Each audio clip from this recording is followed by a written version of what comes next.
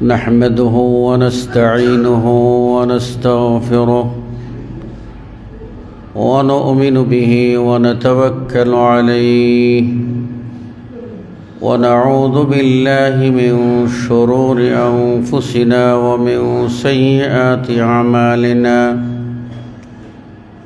من يهده الله فلا مضل له ومن يضلله فلا هادي له أشهد أن لا إله إلا الله وحده لا شريك له وأشهد أن محمدًا عبده ورسوله الذي أرسل إلى الناس كافة بشيرا ونذيرا وداعيا إلى الله بإذنه وسراجا منيرا أعوذ بالله من الشيطان الرجيم يا أيها الذين آمنوا اتقوا الله حق تقاته ولا تموتن إلا وأنتم مسلمون يا أيها الناس اتقوا ربكم الذي خلقكم من نفس واحدة وخلق منها زوجها وبث منهما رجالا كثيرا ونساء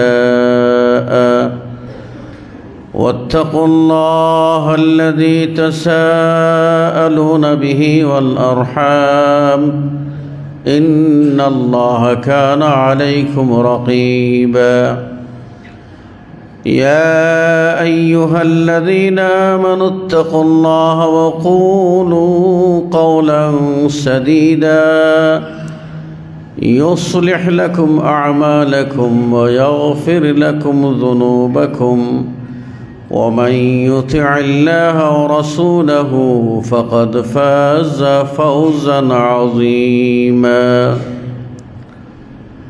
أما بعد فإن خير الحديث كتاب الله وخير الهدي هدي محمد صلى الله عليه وسلم وشر الأمور محدثاتها وكل محدثة بدعة وكل بدعة ضلالة وكل ضلالة في النار فقد قال الله تبارك وتعالى في كلامه المجيد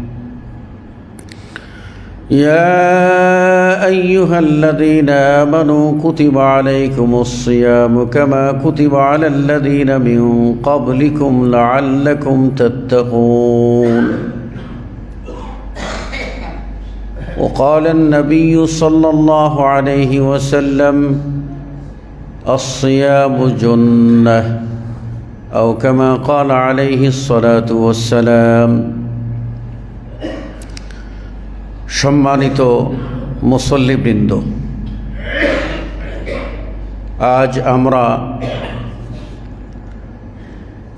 এই সনের রমাদানুল মুবারকের প্রথম জুমআ আদায় করতে ঐতিহ্যবাহী ভূঁইয়াপাড়া জামে মসজিদে সমবেত হয়েছি। শুরুতেই আকুতি জানাই, প্রার্থনা করি মহান আল্লাহর দরবারে আল্লাহ যেন আমাদের সকলকে পূর্ণভাবে সুস্থভাবে ঈমানের সাথে সওয়াবের আশায় এই সিয়াম এবং কিয়ামুল লাইল, তারাবিহ এবং কোরআন তেলাওয়াত,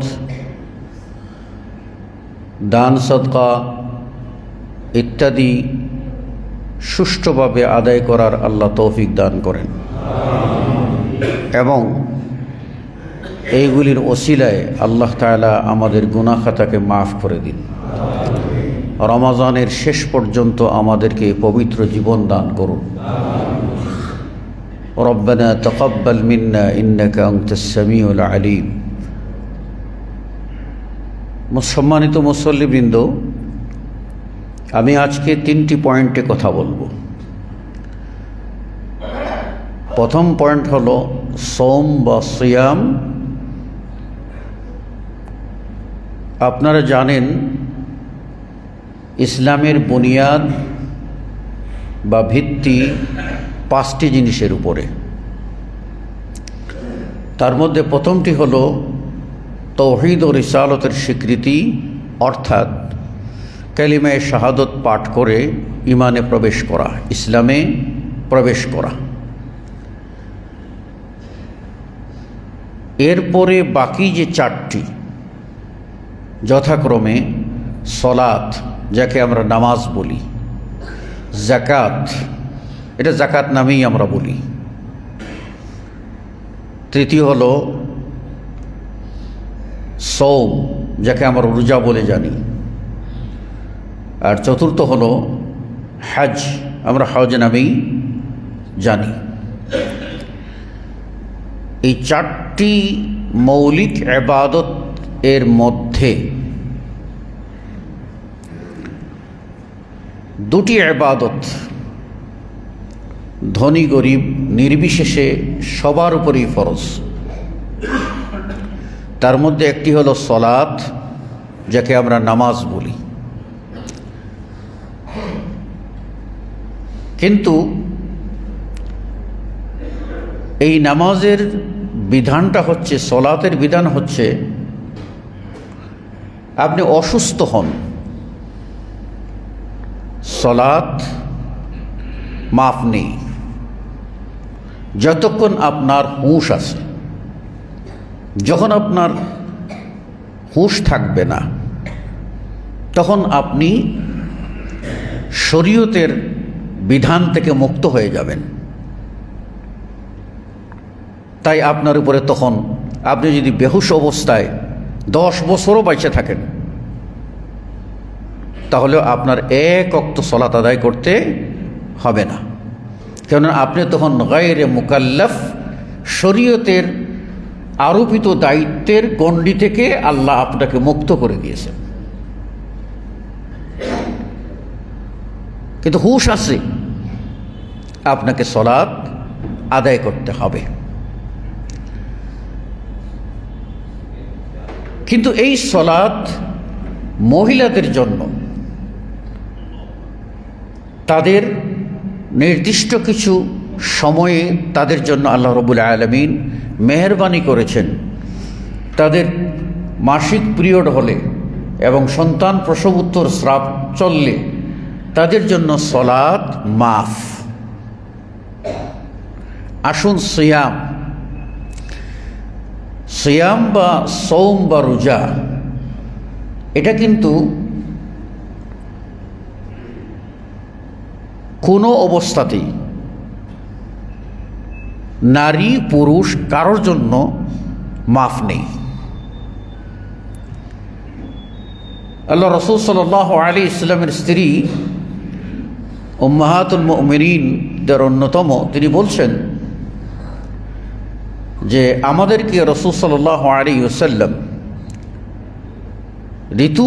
ঋতুর সময়ে সালাত আদায় করতে নিষেধ করছেন, আর সওম বা সিয়াম এটা আমাদের কাজা করতে হবে। কোনো অসুস্থ ব্যক্তি সিয়াম পালন করতে পারে না, সেই ব্যক্তি সিয়ামের দায় মুক্ত হতে পারবে না। তার উপরে সিয়ামের ফরজ থাকবে যতক্ষণ হুঁশ আছে।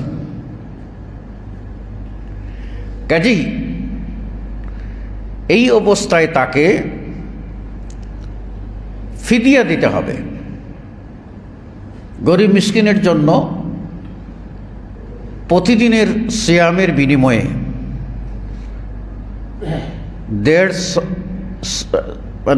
নিসফে সা, প্রায় 1.5 কেজি প্রধান খাদ্যদ্রব্য দিয়ে দিলেই দায়মুক্ত হতে পারবেন।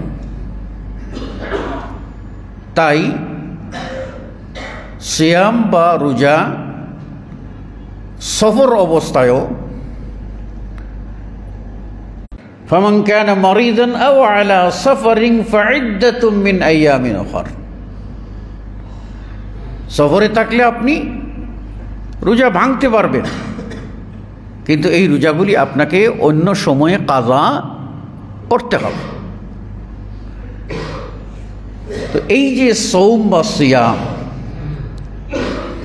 এটার আমরা যাকে রোজা বলি, এটা কিন্তু ভারতীয় পরিভাষা। ফার্সি, উর্দু আর বাংলায় বলে,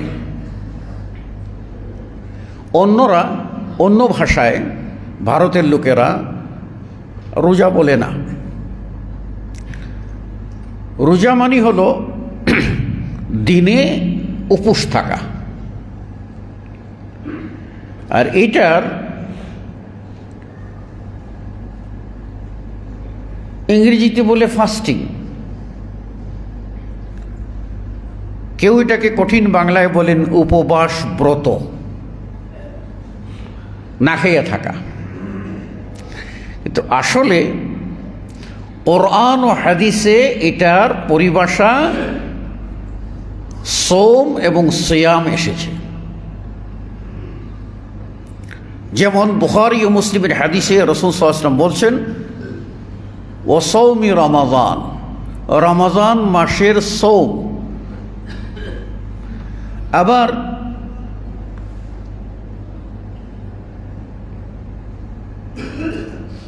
আল্লাহ রাব্বুল আলামিন কোরআনুল কারীমে বলছেন যে সিয়াম ফাসিয়ামু সালাসাতি আইয়ামিন ফিল হজ, এখানে আল্লাহ সিয়াম বলেছেন। দুটি একই অর্থে, সৌমও বলা যায়, সিয়ামও বলা যায়। এটা একটা বিশেষ ইবাদত। এর জন্য কন্ডিশন হলো একটা নির্দিষ্ট সময়, সুবে সাদিক থেকে নিয়ে সূর্য অস্ত যাওয়া পর্যন্ত। এই সময়ে খানা পিনা, বৈধ স্ত্রী এবং সিয়াম ভঙ্গকারী যত বিষয় আছে সবগুলি থেকে বিরত থাকা। এই বিরত থাকতে গিয়ে দুটি বিষয় খেয়াল রাখতে হবে। একটা হলো আল্লাহকে সন্তুষ্ট করার জন্য সিয়াম পালন করছেন, তাহলে আপনাকে অবশ্যই ইখলাস লিল্লাহ, আল্লাহকে সন্তুষ্ট করা, এটা থাকতে হবে। এটা তার প্রথম শর্ত। 2 নম্বর শর্ত হলো রাসূল সাল্লাল্লাহু আলাইহি ওয়াসাল্লামের সুন্নত মোতাবিক হতে হবে। তাই আজকের আলোচনার মাঝখানের অংশ হবে রাসূল সাল্লাল্লাহু আলাইহি ওয়াসাল্লামের রমজানের সিয়াম। তো এই জন্য রসুলের তরিকার বাইরে হবে না। যেমন যারা শিয়া, তারা কিন্তু সুবে সাদিক থেকে নিয়ে সিয়াম শুরু করে, মানে রোজা শুরু করে, কিন্তু মাগরিবের সূর্য ডুবার পরপরই তারা ইফতার করে না। তারা ইফতার করে এশা হইলে, কেননা তারা কোরআনের একটি আয়াতকে রাসূল সাল্লাল্লাহু আলাইহি ওয়াসাল্লামের ব্যাখ্যা থেকে গ্রহণ করে নাই। রাসূল সাল্লাল্লাহু আলাইহি ওয়াসাল্লাম বলছেন, কোরআনের আয়াত হচ্ছে ও আতিম্মুস সিয়ামা ইলাল লাইল, সিয়াম বা সোমকে রাত পর্যন্ত পুরা করো। এই রাতকে তারা ধরেছে এশা। আর রাসূল সাল্লাল্লাহু আলাইহি ওয়াসাল্লাম বলছেন যে ইযা গারাবাতিশ শামস, সূর্য ডুবে যাবে, সাথে সাথেই রাতের আগমন এবং ইফতার করতে হবে। আবার দেখেন আরেক দল সিয়াম পালন করতেছে যারা ইহুদি। তাদের সিয়াম হলো রাতে যে খাইছে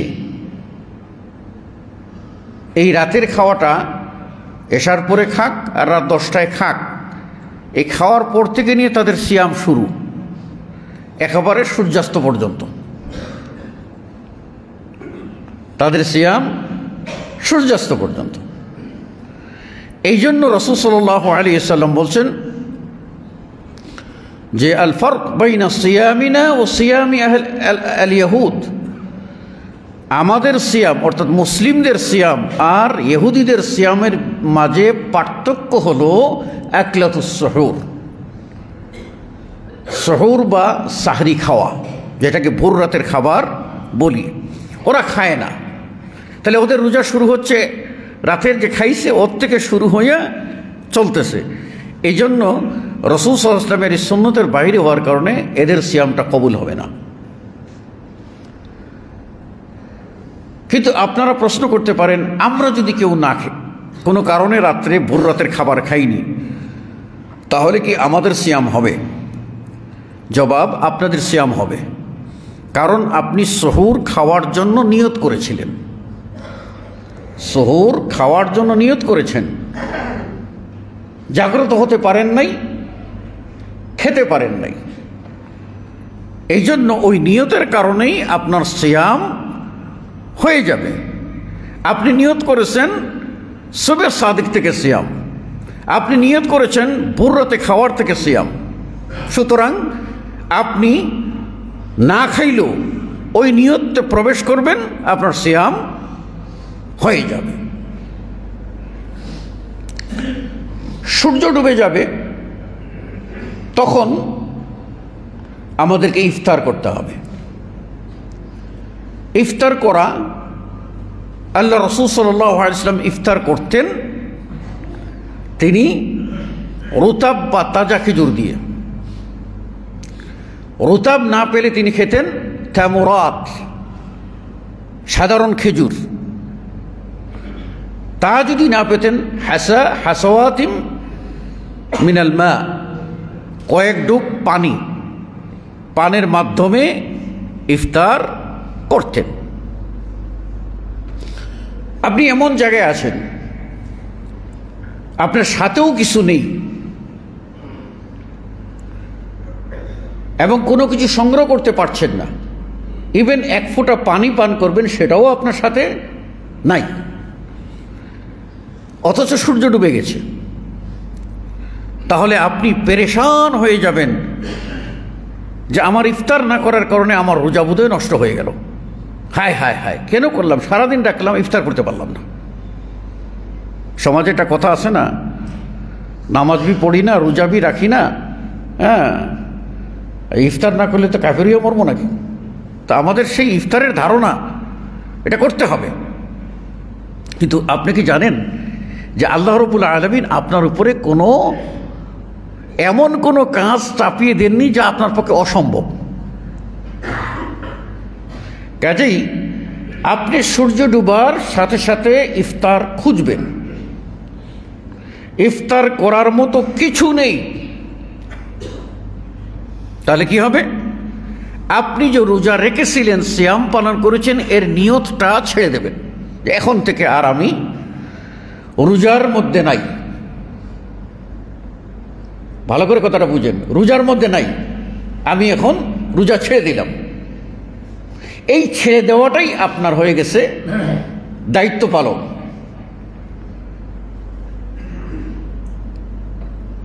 ইসলামের প্রথম যুগে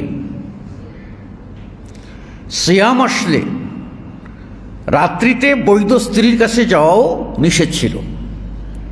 মানে সিয়ামটা এইরকম যে 24 ঘন্টাই আপনি সিয়ামের মধ্যে থাকবেন, খাবেন না, পান করবেন না সূর্য সুবে সাদিক থেকে নিয়ে সূর্যাস্ত পর্যন্ত। কিন্তু আল্লাহ রাব্বুল আলামিন তো মানুষের অন্তরের খবর রাখেন। আল্লাহ নিজে বললেন, আলিমাল্লাহু আন্নাকুম তাখতানুনা আনফুসাকুম, আল্লাহ জেনে গেছেন তোমরা রাত্রিতে কন্ট্রোল থাকতে পারবে না। দেখেন, আল্লাহ জেনে গেছেন তোমরা রাত্রিতে কন্ট্রোল থাকতে পারবে না, তাই সূর্য ডুবে গেছে। ফালআনা বাশিরুহুন, সূর্য ডুবে গেছে, রাত প্রবেশ করেছে, এখন আপনি আপনার স্ত্রীর কাছে যেতে পারেন, কোনো অসুবিধা নেই। এমনকি রাসূল সাল্লাল্লাহু আলাইহি ওয়াসাল্লাম রমাদানে তিনি স্ত্রীর সাথে থেকেছেন, গোসল করার সময় পাননি, সুহুরের ওয়াক্ত হয়ে গেছে। এখন এমন সময় তিনি যদি গোসল করতে যান তাহলে কি হবে? সুবহ সাদিক হয়ে যাবে, তো কি করবেন? সেই ক্ষেত্রে রাসূল সাল্লাল্লাহু আলাইহি ওয়াসাল্লাম সম্পর্কে আয়েশা রাদিয়াল্লাহু আনহা বলছেন, কানা ইয়াতাওয়াদ্দা, আল্লাহ নবী সাল্লাল্লাহু আলাইহি ওয়াসাল্লাম তখন উযু করে নিতেন, এরপরে তিনি সুহুর খেতেন, তারপর সুবহ সাদিক হয়েছে তিনি গোসল করে এসে সালাতের ইমামতি করতেন। তাহলে বোঝা গেল সূর্য অস্ত থেকে নিয়ে আপনি সুবহ সাদিকের আগ পর্যন্ত আপনার জন্য যেটা আপন স্ত্রী, এটা ওপেন করে দিলেন আল্লাহ। কাজেই আপনি কিছু খেতে পারেন নাই, কিছু পাননি, আপনি নিয়ত ছেড়ে দেবেন। নিয়ত ছেড়ে দেওয়ার পরে যত কাজ নিষিদ্ধ ছিল তা আপনার জন্য বৈধ হয়ে যাবে। কিছু নাই, সময় পার হয়ে যাচ্ছে, আপনি আর আপনার স্ত্রী, আপনি যদি মনে করেন ইফতারের সময় পার হয়ে গেছে, ইফতার করার কিছু পেলাম না, স্ত্রীকে তো পেয়েছেন, অসুবিধা নাই। মানে এটা মনে করবেন না যে খেজুর খাইনি, ছোলাবুট খাইনি, শরবত খাইনি, তার মানে আমি আর কিছু করতে পারবো না। না, সূর্য ডুবে গেছে, আপনি করতে পারবেন। ভালো করে মশলাগুলি বোঝার চেষ্টা করেন। আমাদের দায়িত্ব হলো সঠিক তথ্য তুলে ধরা, আপনাদের দায়িত্ব হলো চিন্তা করা, মানবেন কি না মানবেন ডিসিশন আপনাদের, হেদায়েতের মালিক আল্লাহ। এবার আসেন, এই জন্য সিয়াম অবস্থায় কোনো প্রকার ঝগড়াঝাটি করা যাবে না, বাক বিতণ্ডা করা যাবে না, কারোর সাথে রাগ করা যাবে না। কেউ যদি আপনার সাথে ঝগড়া করতে আসে, আপনি নিজের হাত গুটিয়ে নেবেন, জবানকে কন্ট্রোল করবেন, আর রাসূল সাল্লাল্লাহু আলাইহি ওয়াসাল্লামের শিক্ষা অনুযায়ী বলবেন, ইন্নী ইমরাউন সাইম, আমি সায়েম। সায়েম হলো রোজাদার, আমি সায়েম, অথবা আমি সিয়াম অবস্থায় আছি, বাংলা করে বলেন সিয়াম অবস্থায় আছি। আপনি ঝগড়া করবেন না, ঝগড়া করবেন সিয়ামের মাহাত্ম্য আপনার কাছ থেকে ছুটে যাবে, লিক আউট। এবার রাসূল সাল্লাল্লাহু আলাইহি ওয়াসাল্লামের রমাজানের সিয়াম ও ইবাদতগুলি কেমন ছিল? রাসূল সাল্লাল্লাহু আলাইহি ওয়াসাল্লাম এর সিয়াম ছিল দুই ধরনের। একটা সিয়াম ছিল খাস বিহি, আল্লাহ রাসূল সাল্লাল্লাহু আলাইহি ওয়াসাল্লামের জন্যই কেবল খাস, যেটা উম্মতের জন্য নিষেধ। নাহানা রাসূলুল্লাহ সাল্লাল্লাহু আলাইহি ওয়াসাল্লাম আন সাওমিল বিসাল, উম্মতের জন্য রাসূল সাল্লাল্লাহু আলাইহি ওয়াসাল্লাম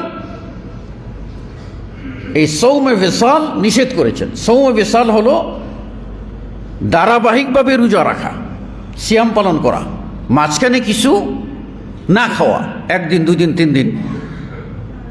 যেমন সনাতন ধর্মে কৃচ্ছ সাধন আছে, তারা 3 দিনের কৃচ্ছ সাধন করবে, তারা অল্প জল খাবে আর কিছুই খাবে না, এটা তাদের কৃচ্ছ সাধন। তো রাসূল সাল্লাল্লাহু আলাইহি ওয়াসাল্লামের জন্য এটা স্পেশাল ছিল।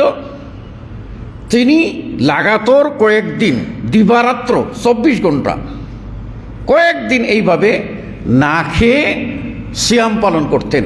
এই সৌমকে বলা হয় সৌমে বিসাল।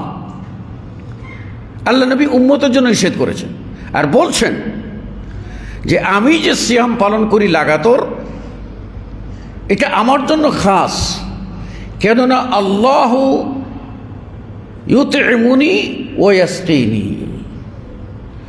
আমি যে লাগাতার কয়েকদিন সিয়াম পালন করি, রোজা রাখি, মাঝখানে কিচ্ছু খাই না,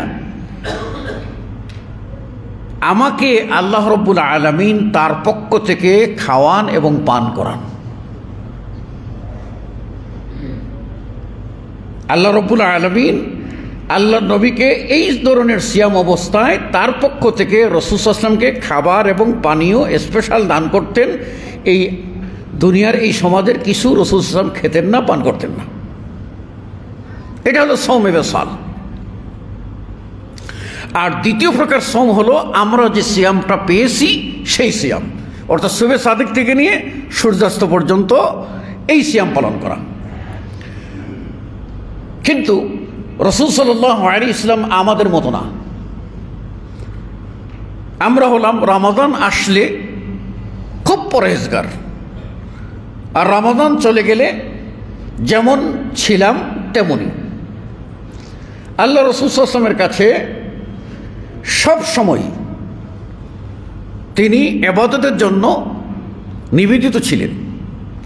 আয়েশা রাদিয়াল্লাহু তাআলা আনহা আল্লাহ নবী সাল্লাল্লাহু আলাইহি ওয়াসাল্লামের সালাত সম্পর্কে, ইবাদত সম্পর্কে, রাত্রি জাগরণ সম্পর্কে রমাদান আর রমাদান ছাড়া সর্বাবস্থায় একই বর্ণনা দিয়েছেন। যেমন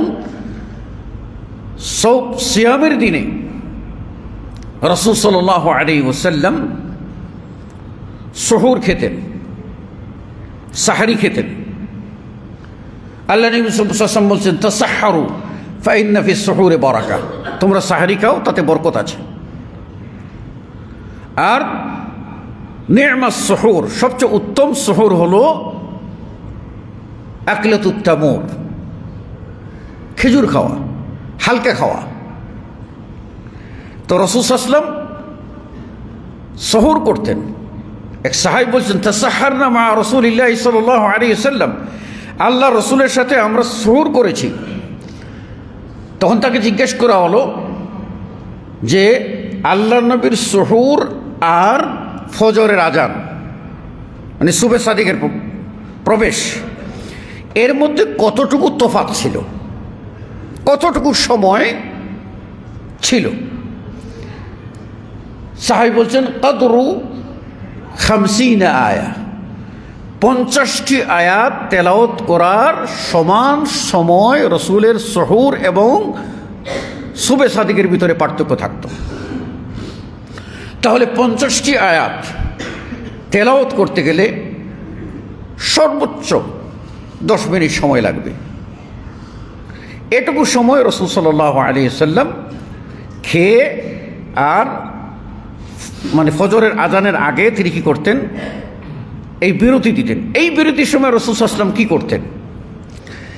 এই সময় রাসূল সাল্লাল্লাহু আলাইহি ওয়াসাল্লাম সাধারণত এই বিরতির সময়ে প্রস্তুতি নিতেন, মিসওয়াক করতেন এবং প্রস্তুতি নিতেন যেন শুবে সাদিক হয় এবং তিনি ফজরের 2 রাকাত সুন্নত আদায় করতে পারেন।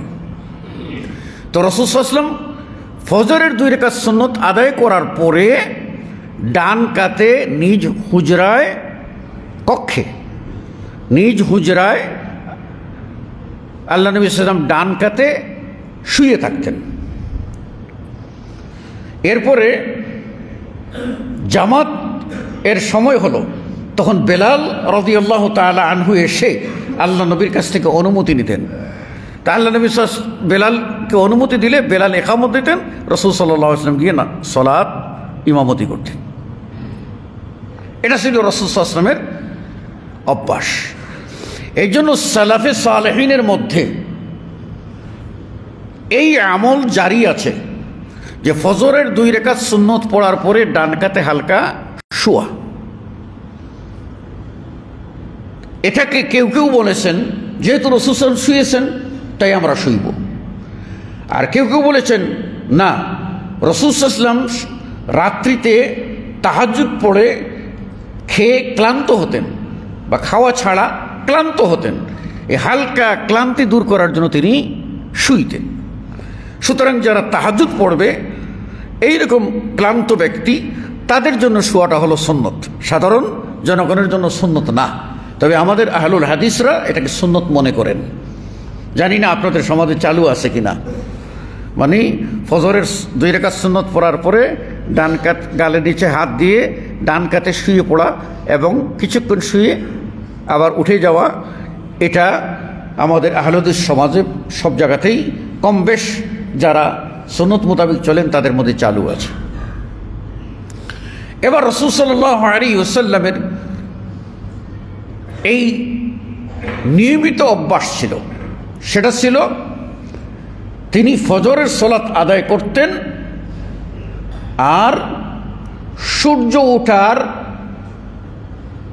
আগ পর্যন্ত মুসল্লায় বসে থাকতেন।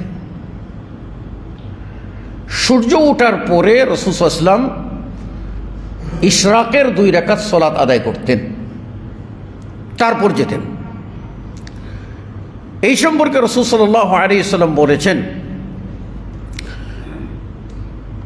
যে ব্যক্তি সালাত আদায় করলো ফজরের সালাত এবং সে ইন্তজার করলো সুবে সাদিক মানে সূর্য ওঠা পর্যন্ত, সূর্য ওঠার পরে গিয়ে যেই লোক 2 রাকাত সালাত আদায় করে বের হবে মসজিদ থেকে, সেই লোকের আমলনামায় একটা কবুল হজ ও উমরার নেকি আল্লাহ রাব্বুল আলামিন দান করবেন। তাহলে আমরা যারা বলি যে দরিদ্র, আমরা জান্নাতে যাব কেমনে? আরে ভাই, এই ইবাদতটা করতে আপনার ধন লাগে? এই ইবাদতটা করতে মন লাগে। এই মন দিয়ে করেন, আপনি প্রতিদিন একটা করে হজ ও উমরার নেকি আপনি পেয়ে যাচ্ছেন। সুবহানাল্লাহ। এরপর রাসূল সাল্লাল্লাহু আলাইহি ওয়াসাল্লাম তিনি সারাটা দিন ঘুমাইতেন না। দিনে যদি বেশি সময় ঘুমানো হয় তাহলে ওই লোক সিয়ামের কোনো মাহাত্ম্য বুঝতে পারে না, তৃষ্ণাও বুঝতে পারে না, ক্ষুধার জ্বালাও বুঝতে পারে না, ক্লান্তি অনুভব করে না। আল্লাহ রাসূল সাল্লাল্লাহু আলাইহি ওয়াসাল্লাম সেভাবেই থাকতেন। এরপর রাসূল সাল্লাল্লাহু আলাইহি ওয়াসাল্লাম ইফতার করতেন, তারপর এশার সালাত আদায় করতেন। এশার সালাত আদায় করার পরে রাসূল সাল্লাল্লাহু আলাইহি ওয়াসাল্লাম তিনি তারাবি পড়তেন। 3 দিন রাসূল সাল্লাল্লাহু আলাইহি ওয়াসাল্লাম মসজিদে জামাতের সাথে তারাবি পড়েছিলেন। তারপর রাসূল সাল্লাল্লাহু আলাইহি ওয়াসাল্লাম ছেড়ে দিয়েছেন,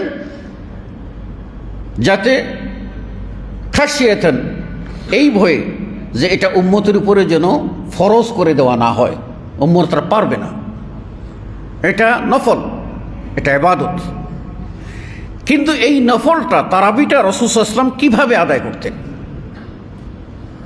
রাসূল সাল্লাল্লাহু আলাইহি ওয়াসাল্লামের তারাবি সম্পর্কে আয়েশা রাদিয়াল্লাহু তাআলা আনহা বলছেন যে আল্লাহ নবী সাল্লাল্লাহু আলাইহি ওয়াসাল্লাম রমাদান এবং রমাদানের বাইরে সবসময় তিনি 11 রাকাত পড়তেন বিতির সহ, এবং এই 11 রাকাত পড়ার সময় তার এত ধীরস্থিরতার মধ্যে তিনি পড়তেন, এত সুন্দর করে পড়তেন যে আল্লাহ আয়েশা বলছেন, লা তাসআল আন হুসনিহিন্না ওয়া তুলিহিন্না। আল্লাহ নবী সাল্লাল্লাহু আলাইহি ওয়াসাল্লাম 4 রাকাত সালাত আদায় করতেন। এই 4 রাকাত সালাত যে তিনি পড়তেন তারাবি, এটা কত দীর্ঘ টাইম নিয়ে পড়তেন এবং কত সুন্দর করে পড়তেন, আমাকে এটা জিজ্ঞাসা করো না, আমি আয়েশা রসুলের এই সালাতের সুন্দর বিবরণ দিতে পারবো না। তার মানে কি? এই জন্য এই কোরআনের মাসে সবচেয়ে সিয়ামের পর, রোজার পর সবচেয়ে গুরুত্বপূর্ণ নফল ইবাদত হলো তিলাওয়াতুল কোরআন, কোরআন তেলাওয়াত করা। তাই রাসূল সাল্লাল্লাহু আলাইহি ওয়াসাল্লাম 4 রাকাত পড়তেন, এই 4 রাকাতে দীর্ঘ সময় কোরআন তেলাওয়াত করতেন। একদিন এক সাহাবী নিজেই বলছেন, আমি আল্লাহ রাসূল সাল্লাল্লাহু আলাইহি ওয়াসাল্লামের কাছে ছিলাম, তো রাসূল সাল্লাল্লাহু আলাইহি ওয়াসাল্লাম উঠলেন এবং এই নফল সালাত শুরু করে দিলেন। আমি গিয়ে তার পাশে উজু করে দাঁড়িয়ে গেলাম। তো রাসূল সাল্লাল্লাহু আলাইহি ওয়াসাল্লাম সূরা ফাতিহা পাঠ করার পরে সূরা বাকারা শুরু করেছেন। তো সূরা বাকারা শুরু করেছেন, তো আমি মনে করছি সূরা বাকারা প্রায় 2.5 পারা। তো আল্লাহ নবী সাল্লাল্লাহু আলাইহি ওয়াসাল্লাম রুকু আর যাচ্ছেন না, এত লম্বা। তো ওই সাহাবী মনে করছেন যে দেখি প্রথম পারায় শেষ করে কিনা, দ্বিতীয় পারায় শেষ করে কিনা, তৃতীয় পারা, পুরা সূরা বাকারা পড়তেছেন। তো পুরা সূরা বাকারা যখন শেষ হলো, ওই সাহাবী মনে করছে এবার বোধহয় রুকুতে যাবেন, কিন্তু না, আল্লাহ নবী সাল্লাল্লাহু আলাইহি ওয়াসাল্লাম আবার বিসমিল্লাহ বলেই সূরা আলে ইমরান শুরু করে দিয়েছে। তো ওই সাহাবী, মানে সাহাবীর ঈমান আর রাসূলের ঈমান তো এক না। তো ওই সাহাবী নিজে বলছেন যে আমার মনের ভিতরে একটা ধারণা হলো যে আমি আর পারতেছি না, আমি এখন নামাজ ছেড়ে চলে যাই, কিন্তু রাসূলের সাথে দাঁড়িয়েছি, ছাড়বো কেমন করে। এটা ছিল রাসূল সাল্লাল্লাহু আলাইহি ওয়াসাল্লামের সালাত, তিনি এইভাবে সালাত আদায় করতেন। তো এই 4 দ্বারা উদ্দেশ্য হচ্ছে 2-2 করে 4 রাকাত পড়ার পর রাসূল সাল্লাল্লাহু আলাইহি ওয়াসাল্লাম একটু বিশ্রাম নিতেন, বিশ্রাম নিয়ে আবার এনার্জি নিয়ে আবার শুরু করতেন,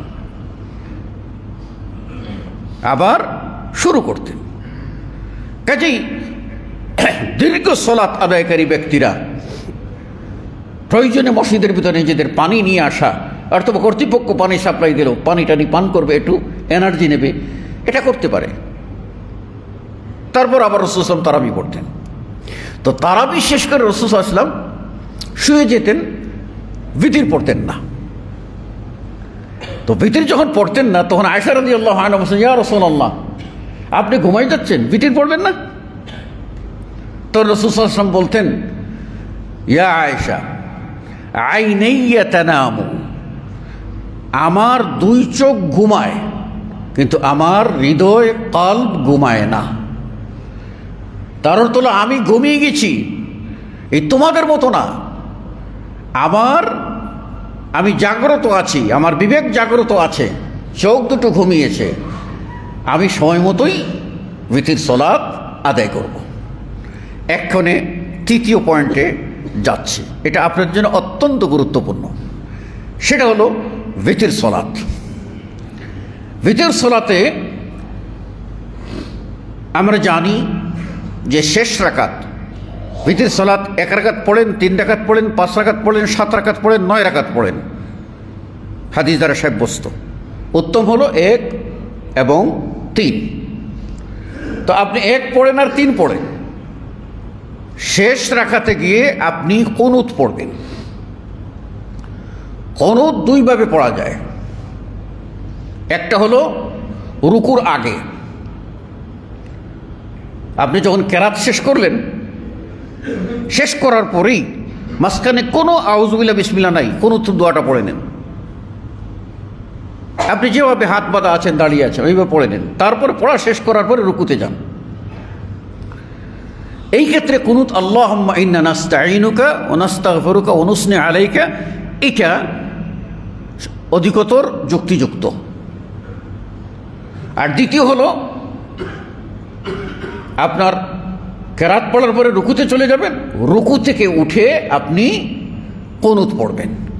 এই ক্ষেত্রে আল্লাহুম্মা হদিনি ফিমান হাদাইতা ওয়া আফিনি ফিমান আফাইতা, যেটা আমরা পড়ি, এটা অধিকতর বলিষ্ঠ।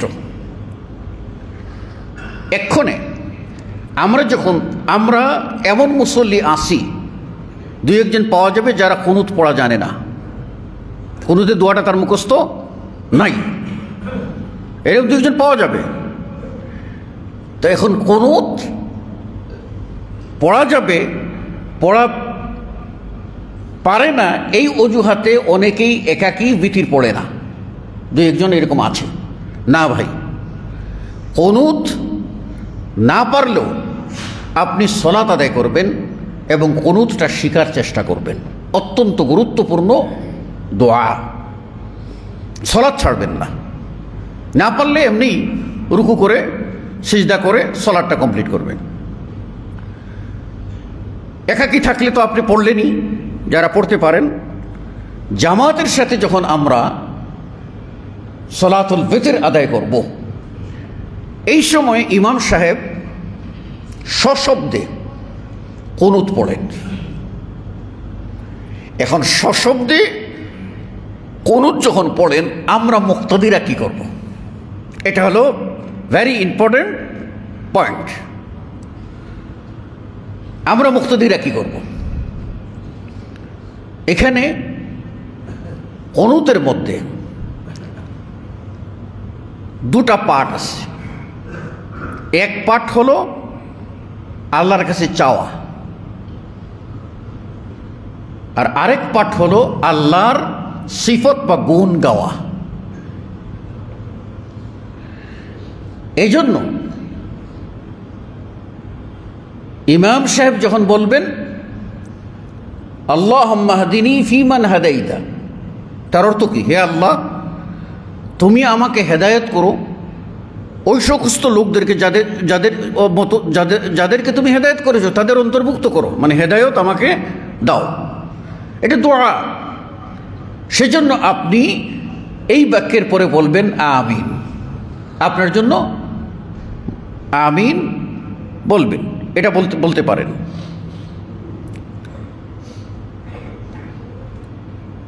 এরপরে থাকলো আপনার যে বাক্যগুলিতে সির্ফ আল্লাহর প্রশংসা করা হয়েছে এবং আল্লাহর মহিমা বলা হয়েছে, যেমন আল্লাহুম্মা হদিনি ফিমান হাদাইত, আমিন বলবেন। ও আফিনি ফিমান আফাইত, আমিন বলেন। ও তাওয়াল্লানি ফিমান তাওয়াল্লাইত, আমিন বলবেন। ও বারিক লি ফিমা আতাইত, আমিন বলবেন। ও কিনি শাররা মা কাযাইত, আমিন বলবেন। ইনদাকা তাকযি ওয়া লা ইউকযা আলাইক। এই বাক্যে আসলে আপনি আমিন বলা জায়েজ নয়, কারণ এই বাক্যটা হচ্ছে আল্লাহর মহিমা বর্ণনা করা। ইন্নাকা তাকযি ওয়া লা ইউকযা আলাইক, হে আল্লাহ নিশ্চয়ই তুমি ফয়সালা করো কারী, তোমার উপরে ফয়সালাকারী কেউ নাই। এখন এখানে আমিন বললে কি হবে? আমিন বললে কি হবে? এখানে আমিন বলা যাবে না, জায়েজ নয়। তাহলে এখানে আমি কি করব? তাহলে এখানে আমি চুপ থাকব। এখানে আমি চুপ থাকব। আমার জন্য এতটুকু জায়েজ আছে, যেহেতু আল্লাহর বড়ত্ব বর্ণনা করা হচ্ছে, তখন আমরা বলবো সুবহানাক, সুবহানাক বা সুবহানাল্লাহ, মানে আল্লাহর বড়ত্ব বর্ণনা করা হচ্ছে যে ইন্নাকা তাকযি ওয়া লা ইউকযা আলাইক। এরপরে ইন্নাহু লা ইয়াযিল্লু মান ওয়ালাইত ওয়া লা ইয়া'ইযু মান আদাইত তাবারাকতা রব্বানা ওয়া তাআলাইত। এই বাক্যগুলিতে কখনো আমিন বলা যাবে না। এখানে আপনি বলবেন সুবহানাল্লাহ বা সুবহানাকা, সুবহানাক, সুবহানাক, সুবহানাক, সুবহানাক, চারটা বাক্য। এরপরে নাস্তাগফিরুকা ওয়া নাতুবু ইলাইক, এবার আপনি আমিন বলেন। কেননা এখন আপনি বলছেন আল্লাহ আপনার কাছে ক্ষমা চাই, ঠিক আছে আল্লাহ আমাকে ক্ষমা করে দেন। কথাটা ভালো করে বুঝবেন। এই জন্য আবার বলছি আল্লাহুম্মা হদিনি ফিমান হাদাইত, আমিন বলবেন। ও আফিনি ফিমান আফাইত, আমিন বলবেন। ও তাওয়াল্লানি ফিমান তাওয়াল্লাইত, আমিন বলবেন। ও বারিক লি ফিমা আতাইত, আমিন বলবেন। ও কিনি শাররা মা কাযাইত ইন্নাহু লা ইয়াযিল্লু মান ওয়ালাইত ওয়া লা ইয়া'ইযু মান আদাইত তাবারাকতা রব্বানা ওয়া তাআলাইত। এই চার বাক্যে আমিন বলা জায়েজ নয়। বড়জোর আপনি চুপ থাকবেন, নতুবা বলবেন সুবহানাক। অত্যন্ত গুরুত্বপূর্ণ বিষয়, যেটি আমরা ইবাদতের মধ্যে আবেগে ইমোশনালি বলি, কিন্তু এই বাক্যগুলি বুঝি না বলে আমরাও সব জায়গায় খালি আমিন আমিন আমিন। ধরে নেন আপনার 4টা মেয়ে আছে, আপনার মেয়ে সন্তান আপনার কাছে চাচ্ছেন, আপনি আল্লাহর কাছে একটা ছেলে সন্তান চাচ্ছেন। ইমাম সাহেব দোয়া, তার একটাও মেয়ে নাই, সে দোয়া করতেছে আল্লাহ আমাকে একটা মেয়ে সন্তান দাও। আপনি বলবেন মানে আমাদেরকে মেয়ে সন্তান দাও, আল্লাহ আমাদেরকে মেয়ে সন্তান, আপনি বললেন আমিন, মানে আমি 60টা আছে আরও 2টা দাও। সুতরাং এগুলি বুঝতে হবে, অর্থ বুঝে শুনে আমাদেরকে ইবাদত করতে হবে। আল্লাহ রাব্বুল আলামিন আমাদের সকলকে সুন্নাহ মোতাবিক রাসূল সাল্লাল্লাহু আলাইহি ওয়াসাল্লামের তরিকায় সিয়াম পালন করার তৌফিক দান করুন, আমিন।